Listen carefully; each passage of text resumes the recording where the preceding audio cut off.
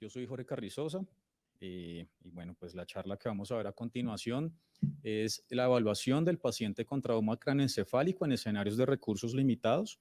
Pero antes de proseguir, quisiera hacer una pequeña anotación. Esta es la plantilla que uno de nuestros compañeros ha diseñado para el desarrollo del simposio en el día de hoy. Esta imagen, que era una de las favoritas de Nicolás, fue autorizada por su familia, a quienes pues, les extendemos un saludo y un abrazo al profesor Rojas, su esposa y sus hijos. Pues no los olvidamos, aquí estamos todos diariamente recordando a Nicolás. Bien, entonces, la primera pregunta probablemente que nos haremos hoy es si vivimos en Colombia en un escenario de recursos limitados. Aquí en esta gráfica, que pues a pesar de que no está a la fecha a 2022, esto siempre tiene un delay en cuanto a la estadística que se genera, comparando con algunos otros países. Ustedes pueden notar que comparado, por ejemplo, con los Estados Unidos, la brecha es extremadamente amplia y a pesar de que la tendencia es hacia el crecimiento de todos, pues seguimos estando bastante por debajo de algunos de los otros países que quisimos mencionar allí. Escasamente estamos pasando por encima de ese límite que divide los países de bajos recursos versus los que tienen recursos, digamos, intermedios. Entonces, probablemente eso sí nos hace estar en relativa desventaja.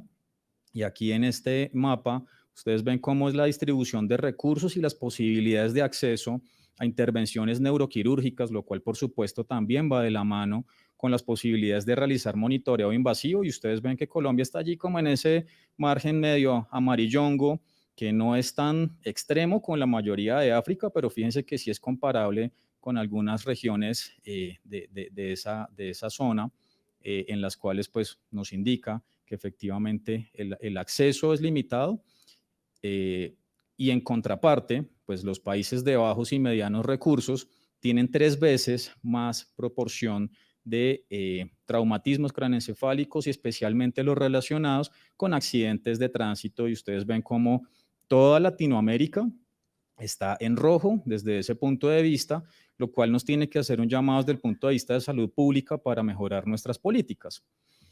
Entonces, el trauma craneoencefálico es una patología bastante heterogénea.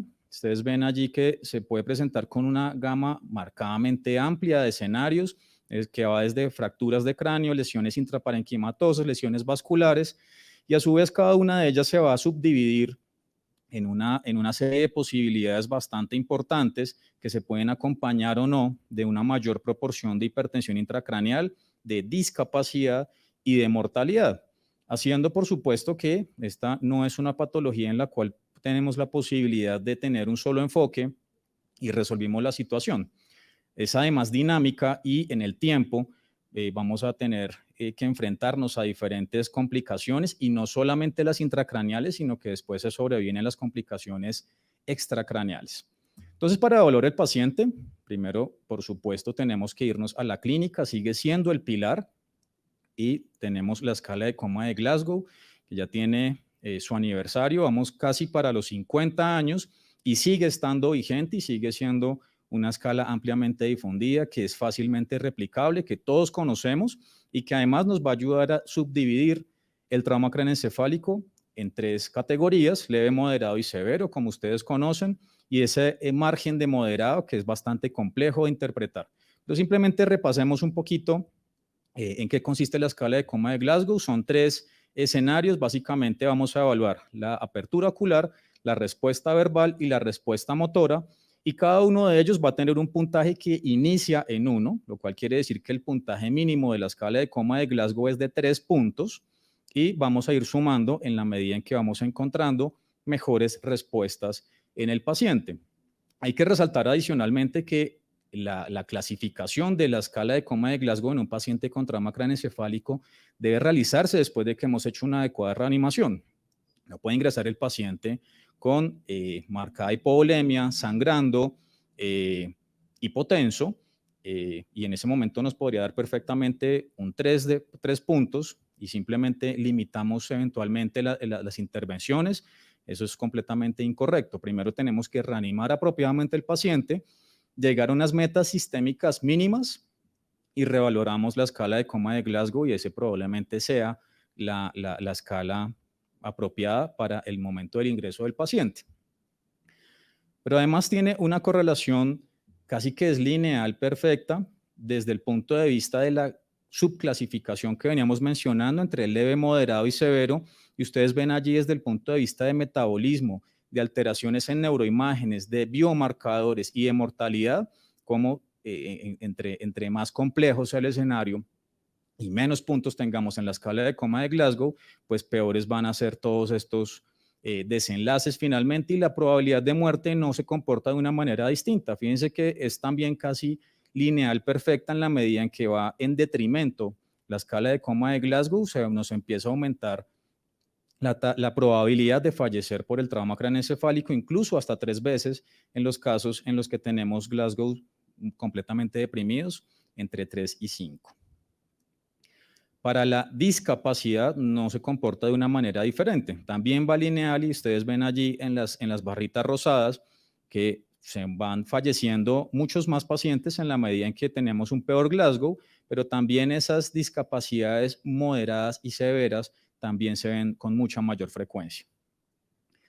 ¿Es difícil evaluar un paciente por medio de Glasgow en la unidad de cuidado intensivo? Posiblemente sí. El paciente ya va a llegar seguramente intubado en los casos de trauma craneoencefálico severo, está con sedación, nos hace más complejo poder tener una respuesta verbal, por ejemplo. Entonces, muchas personas dicen verbal, está intubado, eso es igual a 1, pues eso no es cierto, eso es una presunción, lo cual no es del todo real. Pero fíjense acá en estos trabajos que vienen en las siguientes 2 o 3 diapositivas, cómo el componente motor de la escala de coma de Glasgow por sí solo podría ser comparable con el resto de la escala completa si tenemos ese escenario de trauma craneoencefálico severo. Y aquí en esta tablita básicamente les resumo el rendimiento comparando escala de coma de Glasgow versus escala motor sola y básicamente se puede comportar de la misma manera, lo cual sacamos la primera conclusión de este segmento y es que pacientes con trauma severo, igual sí podemos seguir valorándolo con la escala de coma de Glasgow, pero el componente motor va a tener un peso muchísimo más relevante probablemente que las otras, mientras que en traumas leves y moderados, pues un paciente que todavía puede hablar, puede comunicarse y puede obedecer comandos, cualquier cambio que presentemos en esa expresión verbal, que el paciente empieza a ponerse confuso o se desorienta o ya no tiene una respuesta de apertura ocular convencional como la venía pues presentando, nos tiene que alertar inmediatamente y eso es un marcador de neurodeterioro. La segunda escala que les quiero repasar hoy es la escala FOR. Dado estas limitaciones para poder evaluar esta respuesta verbal y que el paciente eventualmente está intubado, el profesor Wisdikis se crea esta alternativa para tener una evaluación un poco más orientada a lo que vemos en las unidades de cuidado intensivo. Es completamente práctica, en este caso sí vamos desde 0 hasta 16. 0 en los casos en los que no tenemos ninguna respuesta y 16 esperaríamos, estamos todos los del auditorio aquí en este momento, ¿verdad? Entonces vamos 0, 1, 2, 3, 4 para la respuesta de apertura ocular, si el paciente tiene la capacidad de seguir comandos o no, y si hay respuesta simplemente al llamado o está alerta permanente. La respuesta motora, por supuesto, también es similar al componente motor de la escala de coma de Glasgow, en la cual tenemos el 4, el paciente que está obedeciendo comandos adecuadamente, el 3, el paciente que retira, el 2, el paciente que presenta posturas en flexión, el 1 en extensión y el 0, el paciente que no presenta ningún tipo de respuesta. Luego nos vamos a evaluar la respuesta pupilar. Vamos a tener entonces en el 4 quien tiene una respuesta normal. En el 3 puede dar una pupila amplia fija, pero podría ser pobremente reactiva. En la 2, pues ya está comprometida la reactividad pupilar. Para un punto, ya tenemos unas pupilas que están amplias que no responden bien. Y en el 0, que además de esto, pues hemos tenido ya compromiso de otros de los reflejos de tallo. Y el último componente es el componente respiratorio. Entonces, fíjense que aquí se plantea ya el profesor que el paciente podría estar intubado. Entonces, en el 4 tendríamos un paciente con una frecuencia respiratoria normal, un patrón respiratorio convencional.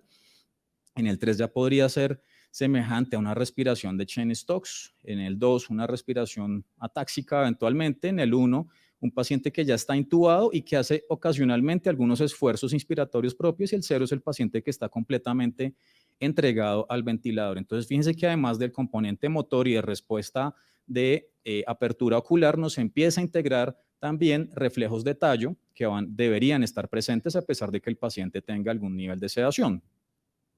Entonces, si predice los desenlaces después de que el paciente ha presentado un trauma craneoencefálico, pues sí, se ayuda a predecir, pero fíjense que en este caso, el punto de corte con mayor rendimiento es 5 puntos. 5 puntos o menos, pues nos va a ayudar a predecir también correlación con desenlaces desfavorables y con mortalidad, y tener más de 5, pues va a tener, digamos, este rendimiento desde el punto de vista de poder ayudarnos a estar ligeramente más aliviados desde el punto de vista de que podría presentar un mejor pronóstico. Si los comparamos, y aquí este metaanálisis de este año nos ayuda con ello, fíjense que el resumen es, básicamente se comportan de la misma manera y nos ayudan a predecir desenlaces fuertes como mortalidad y malos resultados clínicos y neurológicos prácticamente de la misma manera. Entonces, cualquiera de las dos, familiarícense, aprendan a aplicar. Seguramente si el paciente ya está en la unidad, pensaría uno que FOR podría ayudarles a dar un poco más de información. Súmenle la escala de Glasgow, especialmente el componente motor, pero van a rendir de la misma manera. ¿De qué nos sirve esto además? Para el seguimiento de los pacientes, si hay neurodeterioro o no, y esta es una de las cosas más importantes. Si el paciente ingresa a la unidad para vigilancia, pues es precisamente para que vigilemos si va a presentar neurodeterioro o no. ¿Y qué es neurodeterioro? Resumámoslo en estos 5 puntos. Que le caiga 1 o más puntos en la escala de coma de Glasgow, que haya nuevo deterioro en la reactividad pupilar, es decir, el paciente que tenía pupilas simétricas, isocóricas, con una respuesta normal, y una empezó a dejar de responder o se empezó a poner perezosa, como dicen los profesores de neurocirugía. Si se empieza a poner asimétrico la respuesta pupilar o empieza a presentar midriasis, es decir, si el paciente está anisocórico o las pupilas ya no están respondiendo. Si hay un nuevo déficit focal motor, entonces el paciente que presenta una nueva hemiparesia o empieza a presentar una respuesta motora con una postura anormal, y por supuesto el paciente que ya está presentando síndromes de herniación, pero la idea es que identifiquemos cualquiera de estos signos antes para que el paciente no termine llegando a esa tríada de Cushing. Y vamos obviamente a sumar información con las neuroimágenes, ¿bien? Entonces vamos con la clínica, ahora pasamos a las neuroimágenes y tenemos estas 3 preguntas. ¿Qué buscar en una neuroimagen en un paciente con trauma? ¿Cada cuánto buscarlo? ¿Será que una sola será suficiente? Y si estas imágenes podrían potencialmente correlacionarse con hipertensión intracraneal, dado que estamos bajo el principio de que tenemos recursos limitados y posiblemente no todos tengamos el acceso a una monitoría de presión intracraneal o de oxigenación cerebral. Entonces, ¿qué vamos a buscar? Lo más clásico, ampliamente difundido, fácilmente aplicable, la escala de Marshall, tomográfica. Bien, se divide en estas categorías, lo más importante es del 1 al 4, pero no lo vamos a repasar aquí. Básicamente lo que les quiero comentar es que todas estas escalas se enfocan en 3 núcleos. Si hay desviación o no de la línea media, si hay una lesión ocupante de espacio con un volumen significativo, y significativo vamos a decir más de 25 mililitros, y si las cisternas están comprimidas o están libres. Entonces, aquí repasamos rápidamente. Categoría 1. ¿Están las cisternas abiertas? Sí, allí les estoy apuntando con la flecha amarilla. ¿Hay desviación de la línea media mayor de 5 milímetros? No, eso es una categoría 1. Categoría 2, pueden presentarse algunas lesiones ya ocupantes de espacio, las cuales no superan los 25 centímetros cúbicos. Las cisternas, pues todavía las podemos ver, aunque en este caso, por ejemplo, ya están como ligeramente más comprometidas que en la anterior, y la desviación de la línea media tampoco va a ser significativa. En la categoría 3, fíjense que ya empezamos a perder ahora sí las cisternas, la desviación de la línea media todavía no es significativa. En cambio, en la categoría 4 sí tenemos una desviación de línea media más que notable y ya no tenemos las cisternas. Las otras básicamente pues es si tenemos una lesión ocupante de espacio que se realiza el drenaje adecuado, pues digamos que esto no nos suma en la evaluación inicial, ya que sería el escenario de un paciente posoperado. Básicamente es si esa esa liberación o descompresión de la lesión ocupante de espacio nos ayuda nuevamente a liberar las cisternas y a que la desviación de la línea media retorne a su respectivo lugar. La segunda escala que vamos a repasar es la escala de Rotterdam. Tiene una particularidad con respecto a la escala de coma de Marshall y por lo cual nos gusta bastante, y es que esto sí nos da un puntaje cuantitativo, ¿sí? Digamos que la escala de Marshall es sencilla, vamos básicamente 1 al 4 y nos permite el seguimiento si acaso hay cambios. ¿Cuáles cambios principalmente busca uno? Si hay una nueva lesión ocupante de espacio o si hay contusiones que estén creciendo o si hay una nueva desviación de línea media. Pero en este caso ya tenemos un puntaje cuantitativo para cada una de estas y nos empieza a sumar algunas particularidades, y es si el paciente presenta una lesión epidural o no, si el paciente tiene hemorragia subaracnoidea o hemorragia intraventricular, y si el paciente pues se le suma un punto que es para la corrección a la derecha, dándonos un puntaje máximo de 6 puntos. Y esto se correlaciona linealmente con mortalidad. Fíjense que si yo tengo un punto en la escala de Rotterdam, trabajo original, 0% de mortalidad. Si tengo 2 puntos, ya me sube a 7%, 3 puntos, 16%, 4 puntos, 26%, 53% y 61%. Entonces, fíjense cómo es lo interesante que efectivamente sí tenemos una concordancia cuantitativa y en seguimiento con respecto a esta escala que no nos ofrece de manera tan sensible el Marshall. Y la otra escala que tenemos es la Helsinki, que es un poco más compleja porque tiene muchas más variables. Esta va de -3 a 14 puntos, tiene más consideraciones, pero fíjense que el rendimiento de lo observado versus lo predicho, tanto en mortalidad como en desenlaces desfavorables, también va prácticamente lineal en la medida en que vamos de -3 a +14. ¿Cuál usar? Pues la que ustedes quieran, pero familiarícense bien, entrenen a su equipo y pues tengan la capacidad de hacer un seguimiento. Para poder hacer un seguimiento necesito lógicamente una imagen de control. Entonces, ¿cada cuánto voy a buscar en un paciente con trauma? Aquí básicamente, en resumen de estas 3 referencias, el esquema de realizar un seguimiento neuroimagenológico es, si tengo una imagen inicial que fue realizada en menos de 4 horas del evento, le hago una nueva a las 12 horas, otra a las 24 y otra a las 48.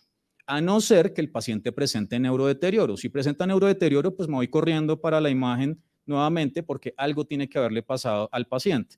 De lo contrario, si no hay cambios detectables por la clínica, entonces podemos aplicar este esquema que sería lo recomendable. ¿La tomografía se correlaciona con hipertensión intracraneal? Pues miremos.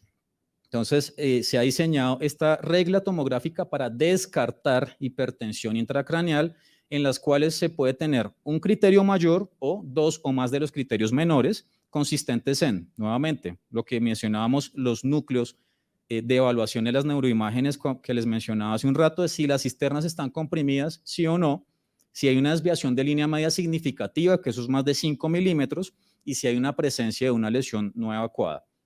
Uno de estos ya nos empieza a sugerir que puede haber hipertensión intracraneal. O criterios menores, que el paciente arranque con un Glasgow motor menor o igual a 4, motor, no el Glasgow total, ¿listos? Que el paciente tenga asimetría pupilar o una reactividad pupilar anormal, o que arranquemos con un Marshall 2 en adelante. Entonces, la ausencia de estos nos ayuda a pensar que tenemos menos probabilidades de presentar hipertensión intracraneal. El trabajo original repartieron los pacientes que presentaron presión intracraneal hasta 22, tomando en consideración el punto de corte recomendado actualmente por las guías de la Brain Trauma Foundation, edición 4, 25 o 30. Entonces, fíjense cómo el rendimiento para descartar esos niveles de hipertensión intracraneal son aceptablemente buenos, especialmente para 30, con unos valores predictivos negativos y una sensibilidad que llega hasta el 100% para los casos en los que podemos descartar que la PIC no sea mayor a 30. Ahora, eso nos deja obviamente en un escenario gris en donde el paciente puede presentar algún nivel de hipertensión intracraneal que está entre eso, posiblemente sí, pero si no tenemos más recursos, pues esto al menos nos ayuda a darnos a una idea de ello. De lo contrario, pues empezar a tomar cartas en el asunto, y si definitivamente no tengo más en mi centro, pues tendré que remitirlo. ¿Qué es lo que nos plantea este algoritmo? Que no lo vamos a desarrollar todo por cuestiones de tiempo, pero lo que se plantea aquí con el profesor Godoy es, no tengo tomografía, ¿ahora qué hago? pues hay que apoyarse en varias cosas. Lo primero es pupilas bilaterales fijas a reactivas y un Glasgow de 3 puntos, pues posiblemente me toca reorientar los esfuerzos y asegurarle el confort al paciente y a su familia. Glasgow mayor a 3, pero tenemos un componente en posturas anormales, lo he reanimado adecuadamente, el paciente tiene una presión y una oxigenación adecuadas, podríamos recurrir eventualmente a medidas no invasivas que cada vez han estado un poco más disponibles en diferentes escenarios. No solamente están en sitios con recursos austeros, sino que el ecógrafo y eventualmente el NIRS podrían estar. Entonces, respuestas positivas al NIRS, posiblemente haya que intervenir al paciente.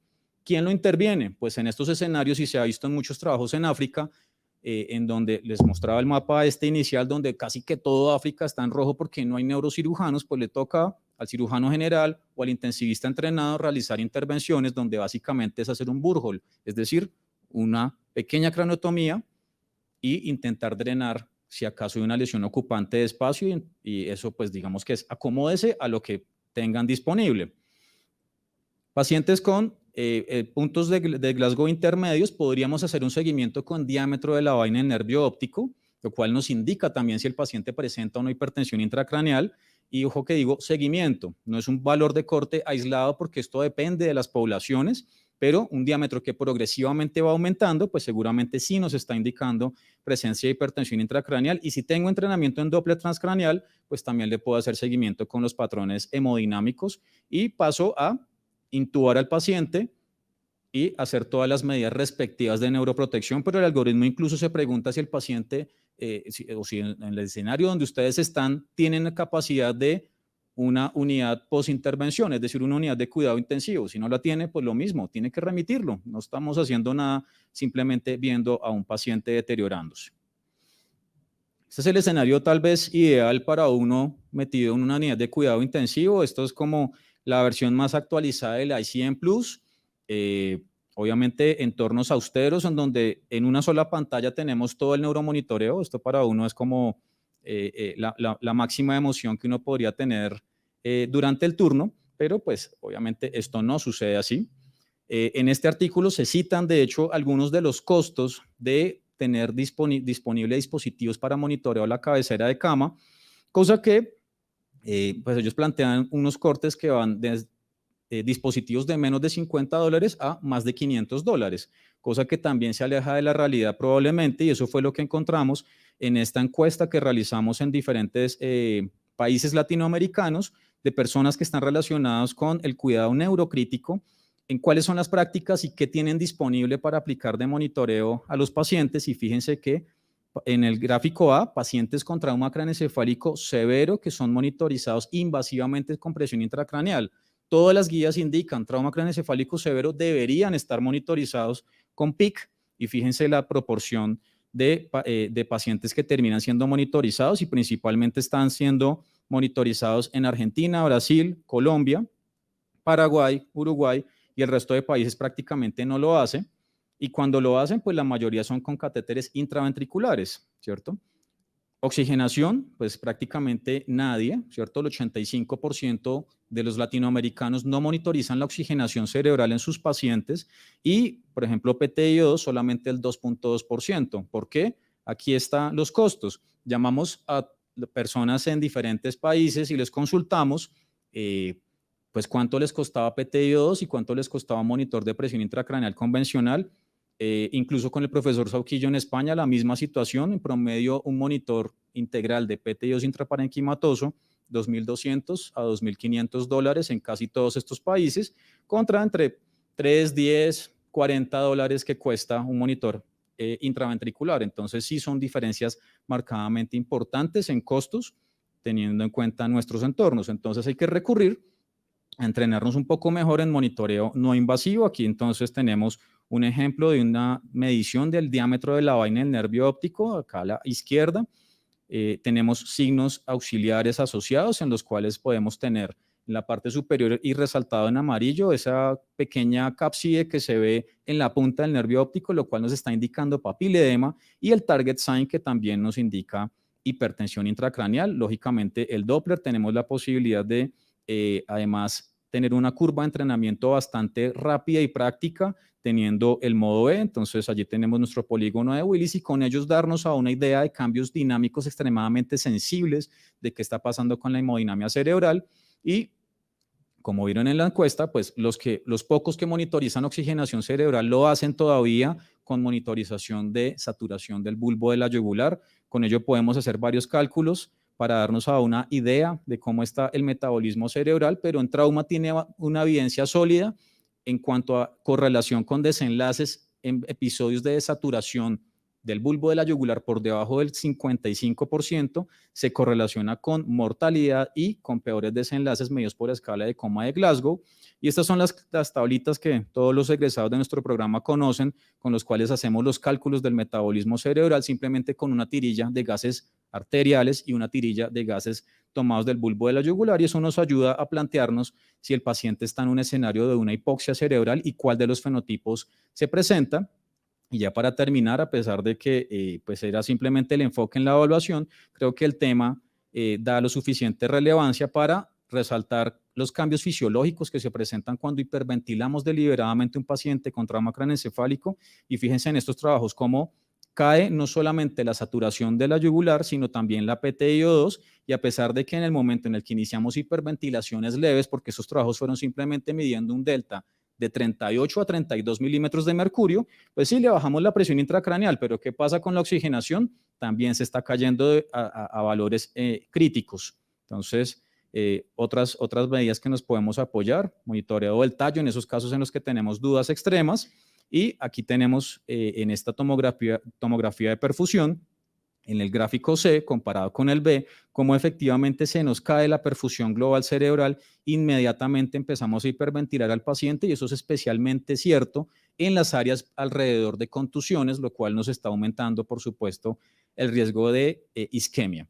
Protocolos, aquí les traigo básicamente los 3 que tenemos y el código QR para que los escaneen y los puedan revisar, en los cuales, según el nivel de recursos que se tengan, pues podemos aplicarlos. Arriba el ICE, no tengo sino un tomógrafo, el CREVISE, tengo eventualmente monitoría invasiva de la PIC, y el CIVIC, en el cual además puedo tener acceso a monitoría de la oxigenación cerebral. Entonces, las conclusiones, hay que evaluar, la evaluación clínica sigue siendo el pilar.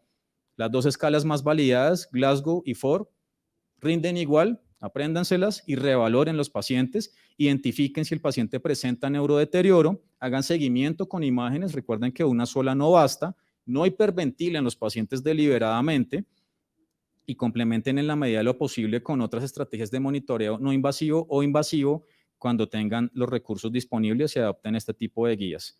30 segundos, pues básicamente ustedes conocen, hago parte de la LAVI, que es la Latin American Brain Injury Consortium, donde en este código pueden escanearlo para que estén atentos a las actividades académicas que realizamos, y a final de este año, en diciembre, vamos entonces a realizar el primer simposio internacional de neurotrauma del Caribe, que vamos a contar con la presencia internacional del profesor Godoy y del profesor Aguilera.